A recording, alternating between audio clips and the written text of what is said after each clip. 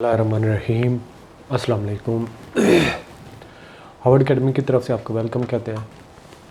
सबसे पहले तो आपसे माजरत कर लेता हूँ। स्टार्ट में मेरी तबीयत इतनी ठीक नहीं थी, तो टॉपिक को स्टार्ट हमने करना था, लिहाजा मैंने स्टार्ट करना ही चाह रहा हूँ इसको। तो वॉइस में थोड़ा सा आपको इशू आएगा। तो हमारा कोर्स लास्ट हमने इनकम टैक्स डेफिनेशन वगैरह कवर कर ली। एक दरमियान में एक ऐसा चैप्टर था स्कोप ऑफ टैक्स का, जिसमें हमने और भी अच्छी अंडरस्टैंडिंग करनी थी, लेकिन चूंकि एक एस्पिरेंट्स जितने हैं उनको थोड़ी परेशानी हो रही थी कि शायद हम अपने टॉपिक की तरफ क्यों नहीं जा रहे, तो उसको हम कब शुरू करेंगे, या शायद हम इररेलेवेंट चीज़ें को ही कवर करते जा रहे हैं। तो इसलिए मैंने ये प्लान किया है कि चैप्टर 10 को पहले कंप्लीट करेंगे, उसके बाद अगेन हम स्कोप ऑफ टैक्स की तरफ जाएंगे, ताकि आप लोगों को इत्मीनान भी हो। फिर और वो समरी टाइप एक हमारा चैप्टर है जिसमें 5 सोर्सेज ऑफ इनकम की टैक्स का क्या तरीक़ेकार होता है, उस पर कंसेशन, एग्जेम्पशन, व्हाट्सएवर जितनी भी कॉम्प्लिकेशन है वो सारी जब आपको पता चल जाएगा तो स्कोप ऑफ टैक्स और भी आसान हो जाएगा। अगर स्कोप ऑफ टैक्स हम पहले पढ़ लेते तो ये और आसान हो जाते पांचों चैप्टर, लेकिन खैर कोई बात नहीं है, हम अपने टॉपिक को पहले कवर कर लेते हैं, लेटर ऑन हम उसकी तरफ भी चले जाएंगे और कवर ज़रूर उसको करेंगे, क्योंकि वो भी एक अच्छा एरिया है एक अंडरस्टैंडिंग के लिहाज से, सिर्फ नॉलेज के लिए नहीं बल्कि आपका ये जो सिलेबस है इनकम टैक्स या टैक्स की कैलकुलेशन के लिए स्कोप ऑफ टैक्स का चैप्टर इंतहाई अहम होता है और बेस होता है। तो income tax ordinance 2001 sources of income, और इसमें सबसे पहले इनकम फ्रॉम सैलरी, इसको हमने आगाज़ करना है। और इंशाल्लाह अब आप लोगों के पास टाइम नहीं है कि आप सुस्ती करें, क्योंकि जब ये हम चीज़ें कवर करना शुरू करेंगे तो हमें फ़ास्ट पेस पे अब चीज़ें लेके चलनी होंगी। तो इंशाल्लाह हम अब फास्ट पेस पे ही जाने वाले हैं। ये टेक्स्ट आपको इतना विजिबल नहीं होगा, थोड़ा सा डिम भी था और लाइट की वजह से भी शायद थोड़ा सा प्रॉब्लम है, लेकिन ये है कि आपको इसको पीडीएफ में आप रीड कर सकते हैं। ये सिनॉप्सिस ऑफ टैक्सेशन की बुक का ही चैप्टर मुझे एग्जैक्टली याद नहीं, 12वां चैप्टर है या छठा चैप्टर है। सैलरी इनकम है, यानी कि ये भी एक सोर्स ऑफ इनकम है। 5 सोर्सेज जो हैं उनमें से एक मेन, इसकी भी एक लिमिट्स होती हैं, सैलरी से कितनी सैलरी को ड्रा कर रहा है और उस पर कितना टैक्स की स्लैब्स होती है इन ऑर्डर टू। अच्छा चलें, इसको टेक्स्ट को अभी रीड नहीं करते, मैं पहले आपको ओवरऑल बता देता हूँ सैलरी है क्या। सैलरी के लिए 2 चीज़ें होना ज़रूरी है, एक एम्प्लॉयर, दूसरा एम्प्लॉई, और उनका आपस में रिलेशनशिप। यानी कि अगर मैं एम्प्लॉई हूँ लेकिन किसी और एम्प्लॉयर का, तो मेरी सोर्स ऑफ इनकम उसी से मैटर करेगी जो मेरा एम्प्लॉयर है। अब मैं एम्प्लॉई हूँ, किसका हूँ, जिस एम्प्लॉयर का हूँ उसका, और मेरा एम्प्लॉई का रोल मेरा होना ज़रूरी है। और इसी के जवाब में मैं जो काम करता हूँ, जो हमारा एग्रीमेंट है, यानी कि एम्प्लॉयर और एम्प्लॉई का एक एग्रीमेंट होता है, जब वो काम करना चाहता होता है, वो उससे काम लेना चाहता होता है, तो दोनों मिल बैठ के कुछ डिसाइड करते हैं कि आपने क्या करना है, क्या नहीं करना है। अगर आप ये जॉब करेंगे मेरे पास, तो साथ में पैरेलल आपने कोई काम नहीं करना। साथ में ये भी शर्त हो जाती है कि आपने सुबह 8 बजे आना है, 4 बजे तक काम करना है। साथ में ये भी कहा जाता है कि जी आपने दरमियान में ऑफिस टाइम में कहीं मिस नहीं होना, और आपको रिलैक्स होने के लिए चले ठीक है 30 मिनट्स 11 बजे का टाइम, 11 से लेकर 11:30 तक का टाइम अलाउड है, उसमें चाय शाय पी सकते हैं। अब देखिए, इंसान अपनी जब आज़ादी खो देता है और अपना काम करना चाहता है, तो वो किसी को टाइम देता है, तो डेफिनेटली टाइम की एक वैल्यू होती है, और उसी सर्विसेज के लिए ही उसको पे किया जाता है। तो एम्प्लॉयर और एम्प्लॉई, और उन दोनों का एम्प्लॉयमेंट का रिलेशनशिप ये होना ज़रूरी है, और उस एम्प्लॉयमेंट की वजह से, या एम्प्लॉयर जो एम्प्लॉई को रिमनरेशन देता है, उसको हम सैलरी कहते हैं। सैलरी यानी कि एक स्पेसिफिक पीरियड की बेसिस पे दी जाती है। कोई एम्प्लॉयर डेली बेसिस पे दे सकता है, कोई वीकली बेसिस पे, और कोई क्वार्टर उसको कहते हैं फोर्थ नाइटली, यानी कि 14 दिन 15 दिन के बाद, और कोई मंथली। तो एक पोजीशन रखने की वजह से जो उसके ऊपर ज़िम्मेदारियाँ होती हैं और उसकी ज़िम्मेदारियों के साथ उसको कुछ सहूलियात भी दी जाती है, उनको परक्विजिट्स कहते हैं।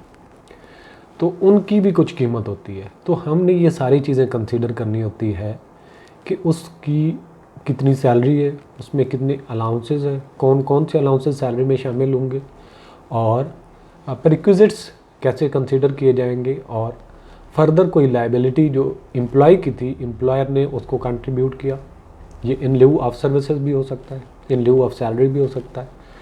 तो ये कुछ ऐसी बातें हैं जो एक एम्प्लॉयर और एम्प्लॉय के रिलेशनशिप के साथ वजूद में आती हैं, और फिर वो एम्प्लॉय उन चीज़ों से फ़ायदा उठाता है। उसको गाड़ी, कन्वेंस, घर, ये सारी चीज़ें, और उनकी किस तरीके से ट्रीटमेंट होती है टैक्स के लिहाज से, टैक्स अथॉरिटीज़ कैसे उसको अकाउंट फॉर करती हैं टैक्स पर्पज़ के लिए।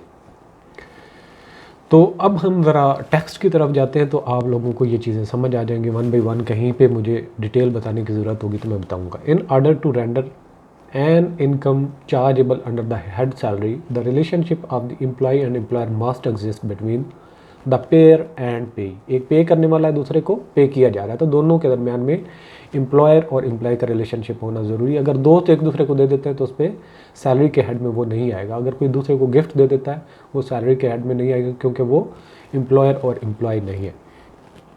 द एम्प्लॉयर में भी वो करंट भी हो सकता है, फार्मर, या पर्सपेक्टिव भी हो सकता है, यानी कि जो पहले किसी ने गवर्नमेंट की सर्विस की, वो पास्ट उसका एम्प्लॉयर था, अब उसको पेंशन मिल रही है, तो पेंशन की भी टैक्स के लिहाज से कैलकुलेशन होती है। और करंट अगर कहीं पे सर्विस कर रहा है, और अगर कोई एग्रीमेंट हो जाता है कि 3 महीने के बाद मैं आपकी सर्विस को ज्वाइन करूंगा, अब मेरे साथ आप एग्रीमेंट करें और अब ही आपको इतनी मैं अमाउंट दे देता हूँ, तो ये एक एग्रीमेंट हो गया एम्प्लॉयर और एम्प्लॉय का इन एडवांस, और उसके जवाब में भी कुछ मुझे मिल गया, तो ये भी सैलरी के हेड में ही आएगा, या सैलरी की तरह ही हम उसको ट्रीट करेंगे। तो एम्प्लॉयमेंट क्या है, यानी कि एम्प्लॉयर और एम्प्लॉय का रिलेशनशिप होना is the rendering of services by an employee against the remuneration receivable from employer.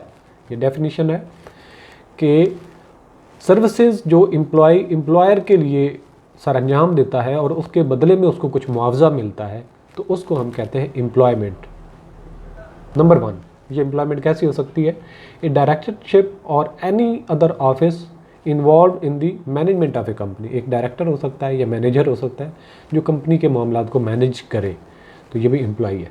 A position which entitles its holders to a fixed और असर्टेनेबल रिम्यूनरेशन। एक ऐसा ऑफिस या काम या पोजीशन जिसकी वजह से वो अहल हो जाता है कि उसको मंथली बेसिस पे इतना उसको मुआवजा दिया जाए। द होल्डिंग और acting in any public office, किसी गवर्नमेंट के ऑफिस में आप एम्प्लॉय हो जाते हैं तो भी आपकी एम्प्लॉयमेंट होती है।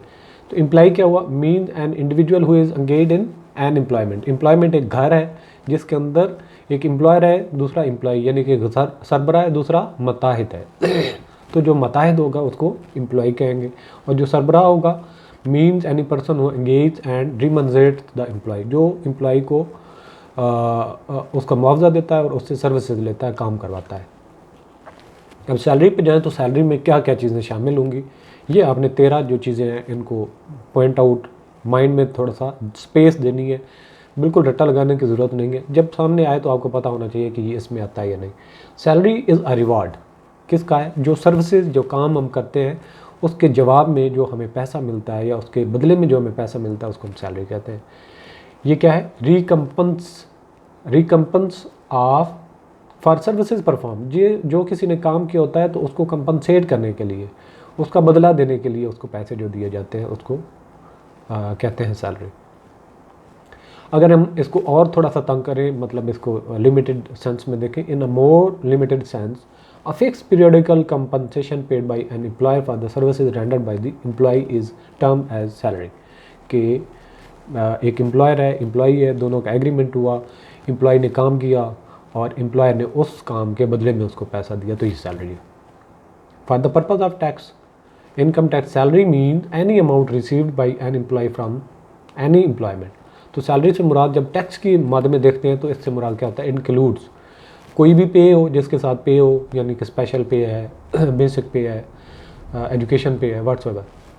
सेकंड में वेजेस है, थर्ड वेजेस, और इसके बाद है लीव पे और ओवर टाइम, बोनस, ग्रेचुटी, या नंबरिंग ठीक नहीं है, यहाँ पे गलती है नंबरिंग की, 3 की बजाय फिर 2 लिखा हुआ है और 5 की बजाय फिर 4 लिखा हुआ है। तो लीव पे अगर कोई फर्ज किया लीव नहीं लेता और उसके बदले में उसको पैसा मिल जाता है। ओवर टाइम अगर कोई एक्स्ट्रा टाइम काम करता है, बोनस के तौर पे किसी को पैसा मिलता है।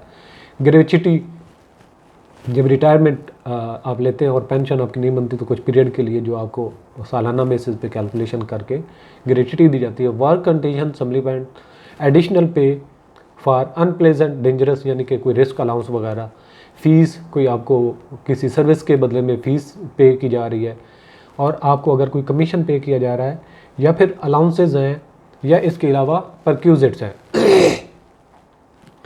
Profit in lieu of or in addition to the salary or wages, यानी कि जो प्रॉफिट आपको मिल रहा है सैलरी के साथ या वेजेस के अलावा से, तो उसको भी इसमें शामिल करेंगे।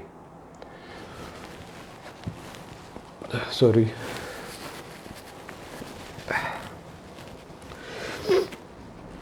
Any other benefit provided by employer, कोई एम्प्लॉयर ने एम्प्लॉय को कोई और फ़ायदा पहुंचाया है तो वो भी इसमें शामिल होगा। इसके अलावा परक्यूजिट्स जो सहूलतें मिली होती हैं वो भी इसमें आएंगे।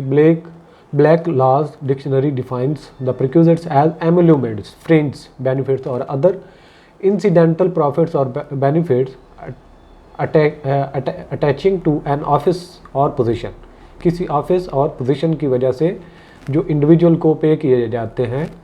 तो under the income tax perquisites include the value of rent free accommodation, इसमें रेंट फ्री अकोमोडेशन किसी को दी जा रही है तो वो भी परक्यूजिट्स में आ जाएगा, यानी कि ऑफिस के साथ उसको घर दे दिया जाता है। The value of any concession in rent और ऑफ एनी अकोमोडेशन, अगर उसको अकोमोडेशन दी गई और उसके रेंट में उसको छूट मिली गई है, ये कहा गया कि एम्प्लॉयर 50% पे करेगा, बाकी एम्प्लॉय पे करेगा। अगेन ये परक्यूजिट्स है। Any payment by the employer for the benefit of employee, employee फ़ायदा उठा रहा है और एम्प्लॉयर उसका पे कर रहा है तो ये सारा उसमें ही आएगा। हिज स्पाउस और डिपेंडेंट चाइल्ड, जैसा कि उसकी मेडिकल ट्रीटमेंट, उसके बच्चों की, उसकी एजुकेशन, ये भी उसी में आ जाएंगे। इसके अलावा लाइफ इंश्योरेंस की पेमेंट के लिए payment towards a contract of annuity वगैरह उसको पे किया जा रहा है। और इसके अलावा the value of any benefit provided eight concessional, अगर कोई उसको मतलब कोई खाना वाना या कोई उसको हाफ रेट पे कर दिया जाता है, ये कंसेशन है उसको, या कहीं पे वो विज़िट करता है, टूर करता है तो उसमें उसको कुछ अलाउंस दे दिया जाता है, तो ये भी उसी में शामिल आ जाएगा। ठीक है जी। Any sum paid by an employer in respect of any obligation of employee, यानी कि कोई जो एम्प्लॉय था उसकी ऑब्लिगेशन बनती थी लेकिन उसकी जगह पे एम्प्लॉयर ने पे किया, तो ये भी उसका परक्यूजिट्स है। इसके अलावा facility of motor vehicle provided by an employer, अगर कोई गाड़ी है उसकी वजह वो दी गई, वो ये दोनों हो सकती है, सिर्फ ऑफिस के इस्तेमाल के लिए या फिर ऑफिस और घर के दोनों के इस्तेमाल के लिए, तो ये भी इस तरह के परक्यूजिट्स हैं। अच्छा, इसके बाद जो तीसरा हेड आता है या सैलरी के तनाज़र में हम देखें तो प्रॉफिट इन लिeu और इन एडिशन टू सैलरी, यानी कि सैलरी के साथ इजाफी तौर पे जो उसको फ़ायदे मिलते हैं, तो प्रॉफिट इन लिeu ऑफ हो जाता है, और इन एडिशन टू सैलरीज, यानी कि या तो सैलरी के बजाय या सैलरी के साथ एडिशनल। उसमें क्या क्या आएगा, इसमें 6-7 हैं। Any amount received as consideration for an agreement to enter into the employment relationship, जो एम्प्लॉयर के साथ एम्प्लॉय ने एक रिलेशनशिप क्रिएट किया एम्प्लॉयमेंट के लिए, 5 साल का एग्रीमेंट है, 3 साल के लिए, तो उसके जवाब में उसको कुछ अमाउंट दी गई या उसको कंपनसेट किया गया, ये इन एडिशन या इन लिeu ऑफ सैलरी हो जाएगा। Any amount received as consideration for an employee's agreement to any condition of employment or any change therein, कि वो कोई और सर्विस नहीं करेगा, ये उसको बाउंड कर दिया, इस पाबंदी की वजह से भी उसको कंपनसेट किया जा सकता है। एनी अमाउंट, या फिर आपने यही अपनी स्किल या सर्विसेज किसी और को नहीं देनी, any amount received as compensation for the termination of employment, के किसी की जो जॉब थी उसको ख़त्म किया जा रहा है और उसके बदले में उसको कंपनसेट, यानी कि गोल्डन हैंडशेक वगैरह। It includes any compensation for redundancy और loss of employment and golden handshake payment. ये सारी की सारी जो गोल्डन हैंडशेक वगैरह जो आपको पे कर दिया जाता है कि आपका रिटायरमेंट का भी टाइम था लेकिन आपको एडवांस में रिटायरमेंट कर रहे हैं, इस वजह से कि उस डिपार्टमेंट को उस पोजीशन का बंदा अब नहीं चाहिए। फर्दर क्या है, any amount received from any fund, कोई भी फंड, प्रोविडेंट फंड है या किसी से भी, constituted by an employer to the extent which the amount is not a repayment of contribution made by the employee to the fund, यानी कि वो रिफंड की एम्प्लॉयमेंट जो एम्प्लॉई है उसने जो अमाउंट दी थी उसके अलावा जो उसने कंट्रीब्यूशन एम्प्लॉयर ने दी थी वो भी इसमें शामिल होगी। जो एम्प्लॉई की अमाउंट पहले से कंट्रीब्यूट है उसको वापस की जा रही है वो इसमें शामिल नहीं होगी। जो एम्प्लॉयर ने उसके बिहाफ पे कंट्रीब्यूट किया था या ऐसी स्कीम जो उसने एम्प्लॉई के लिए लॉन्च की थी वो इसमें शामिल होगी। 5वें नंबर पे, any amount received as consideration for an employee's agreement to a restrictive covenant in respect of any past present or prospective employment, के जो पहले अभी तक उसने जॉब नहीं की या अभी नहीं कर रहा या फ्यूचर में ना करेगा, इससे रोकने के लिए और बाउंड करने के लिए उसको कुछ कंपनसेट अगर किया जाता है तो वो भी इसमें इन lieu of or in addition to salary आ जाएगा। Any pension or annuity or any supplement to a pension or annuity, यानी कि पेंशन है, एनुटी है, या उनके जवाब में या उसके साथ कोई इजाफी फ़ायदा देते हैं तो वो भी इसके इन लिeu आ जाएगा। Any amount chargeable to tax on account of employee share option scheme under section 4, section 4 के मुताबिक एम्प्लॉय की तरफ से जो चार्जेबल टू टैक्स था लेकिन एम्प्लॉयर ने उसकी जगह पे कर दिया या उसको कंपनसेट कर दिया तो ये भी इन लिeu ऑफ सैलरी या फिर इन एडिशन टू सैलरी आ जाएगा। तो ये था आज का हमारा टॉपिक। तो इंशाल्लाह एक लेंथी टॉपिक हमने इसलिए कवर नहीं किया ताकि आप इस चीज़ों को याद भी रखें और साथ में थोड़ी सी मेरी तबीयत में डाउन थी तो आप लोग without wasting any further time आप अपने कोर्स को स्टार्ट अप कर लें, चीज़ों को साथ में कवर करना शुरू कर दें। आने वाले इंशाल्लाह यूँ ही मेरी तबीयत संभलती है तो इंशाल्लाह हम पर डे 4 से 5 लेक्चर कवर किया करेंगे, कम से कम 3 तो कवर किया करेंगे, 4-5 की तरफ अगर ना भी जाए तो आप लोग अपनी रूटीन सेट करें, वीकली टेस्ट वगैरह की तरफ फोकस रखें, जो आपका टॉपिक होता है, चैप्टर होता है, उसको इन टाइम जो टेस्ट की अवेलेबिलिटी के हिसाब से उसको कवर कर लिया करें। इंशाल्लाह हमारा ये सेशन अच्छे तरीके से चलेगा, अच्छे तरीके से हम इसको कवर कर पाएंगे।